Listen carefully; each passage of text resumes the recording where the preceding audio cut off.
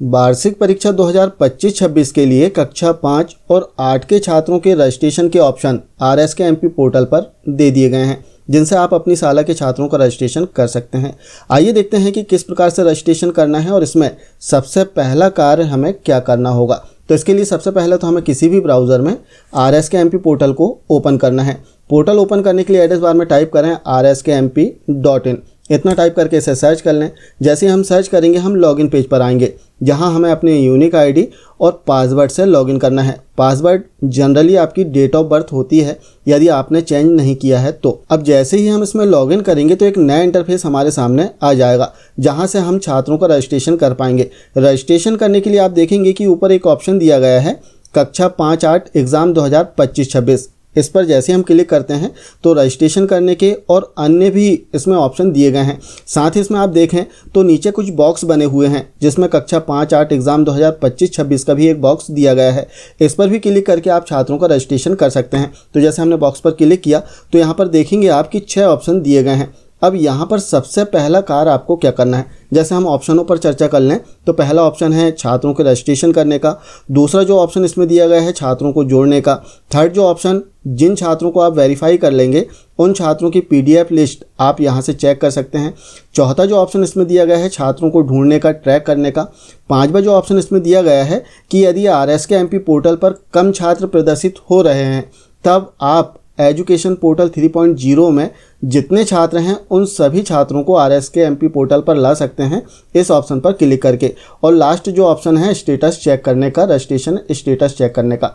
तो सबसे पहला जो कार्य हमें करना है इस 5वें ऑप्शन को ओपन करके छात्रों का जो डेटा है इसे सिंक करने का। अर्थात यदि RSKMP पोर्टल पर कम छात्र प्रदर्शित हो रहे हैं जिसके कारण हम छात्रों का रजिस्ट्रेशन नहीं कर पा रहे हैं, तो इसके लिए करना क्या है, इस ऑप्शन को सबसे पहले आपको क्लिक करना है। क्लिक करने के बाद में जैसे ही हम क्लिक करेंगे तो एक नया पेज आएगा जहां पर आपकी संस्था का डाइस कोड लिखा है। यहां से आपको कक्षा का चयन करना है। तो जैसे आप क्लिक करते हैं तो कक्षा 1 से लेकर 12 तक प्रदर्शित होंगे। तो जिसका डेटा आपको सिंक करना है वो कक्षा सेलेक्ट करें और डेटा सिंक कर लें, या फिर सभी कक्षाओं का डेटा आपको सिंक करना है। अर्थात एजुकेशन पोर्टल 3.0 में जितने छात्र हैं सभी कक्षाओं में मिलाकर उन सभी छात्रों का डेटा सिंक करना चाह रहे हैं। तो यहाँ से जो क्लास है इसे ऑल रहने दें और सिंपली आपको नीचे जो ऑप्शन दिया गया है सिंक स्कूल डिटेल, इस पर क्लिक करना है। क्लिक करने के बाद में अपडेटेड सक्सेसफुली का एक मैसेज आ जाएगा। अर्थात एजुकेशन पोर्टल 3.0 में जितने छात्र हैं वे सभी छात्र अब RSKMP पोर्टल पर आ चुके हैं। आपको ओके कर देना है। अब हमें छात्रों का रजिस्ट्रेशन करना है। रजिस्ट्रेशन करने के लिए कक्षा 5-8 एग्ज़ाम 2025-26 इस पर जैसे ही हम क्लिक करेंगे तो पहला ही ऑप्शन दिया गया है स्टूडेंट रजिस्ट्रेशन का।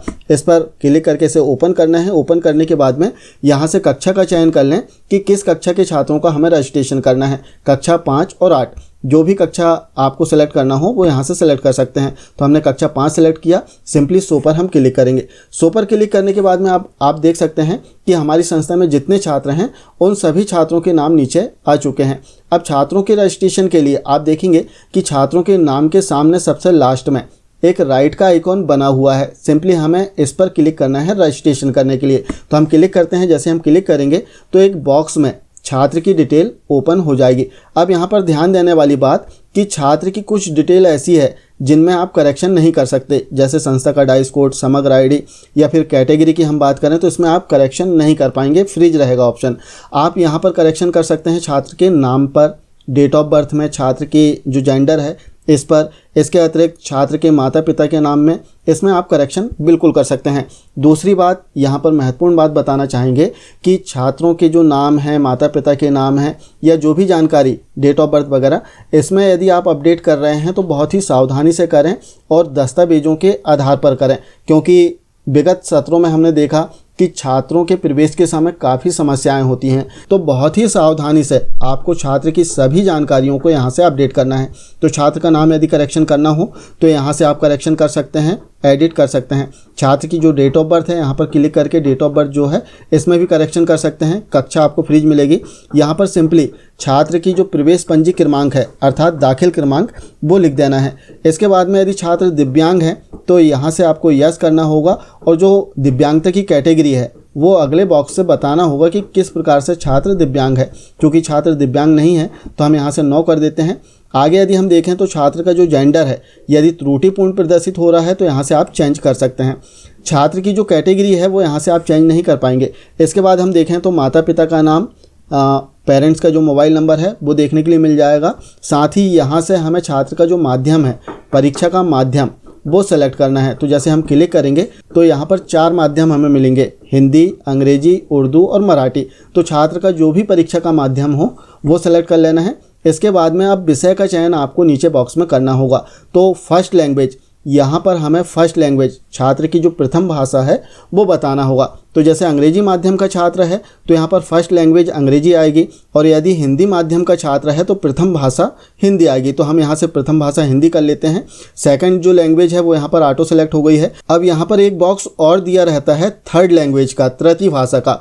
एडिशनल लैंग्वेज है, यदि छात्र ने लिया हो तब आपको यहाँ से भाषा का चयन करना होगा। जैसे इसमें दिया है उर्दू, मराठी, पंजाबी, संस्कृत। तो यदि एडिशनल लैंग्वेज छात्र ने लिया है तब आपको वो लैंग्वेज सेलेक्ट करना है, और यदि नहीं लिया है तब भाषा का चयन नहीं, इस ऑप्शन को सेलेक्ट करना होगा। यहाँ पर ध्यान देने वाली बात कि भाषा का चयन नहीं, यदि तृतीय लैंग्वेज नहीं है तब इस ऑप्शन को सेलेक्ट करना है। और जो अन्य विषय हैं वो यहाँ पर आप देख पाएंगे, जैसे गणित, पर्यावरण। इस प्रकार से कक्षा 5 में 4 सब्जेक्ट, यदि एडिशनल लैंग्वेज नहीं है तो 5 सब्जेक्ट आ चुके हैं। अब हमें करना क्या है, एक बार जानकारी को अच्छे से चेक कर लेना है, और सभी जानकारी सही है तब वेरीफाई पर क्लिक कर देना है। जैसे हम वेरीफाई पर क्लिक करेंगे तो सत्यापन के लिए एक पॉपअप मैसेज आएगा कि मैं घोषणा करता हूं या करती हूं कि मेरे द्वारा विद्यार्थी की सभी उपलब्ध जानकारियों का सत्यापन कर लिया गया है और इसमें कोई त्रुटि नहीं है। हमें यस वेरीफाइड इट, इस ऑप्शन पर क्लिक कर देना है। जैसे हम क्लिक करेंगे तो वेरीफाइड का एक सक्सेस का मैसेज यहाँ पर आ जाएगा, जिसे आपको ओके कर देना है। अब यहाँ पर ऐसा भी हो सकता है कि हमने बाद में चेक किया तो छात्र की गलत जानकारी हमसे वेरीफाई हो गई है, तो इसे आप करेक्ट भी कर सकते हैं, एडिट भी कर सकते हैं। एडिट करने के लिए अब आप देखेंगे कि एक्शन के नीचे अब पेंसिल का आइकॉन बन गया है। इस पर क्लिक करने के बाद में छात्र की जानकारी फिर से ओपन हो जाएगी, और जिन जानकारियों में आपको सुधार करना हो उन्हें सुधार करके पुनः आप वेरीफाई कर सकते हैं। तो इस प्रकार से कक्षा 5 और 8 के छात्रों का वार्षिक परीक्षा के लिए हम रजिस्ट्रेशन कर सकते हैं। तो आशा है जानकारी आप समझ पाए होंगे। मिलते हैं कुछ इसी प्रकार की जानकारियों के साथ में नेक्स्ट वीडियो में। तब तक के लिए जय हिंद।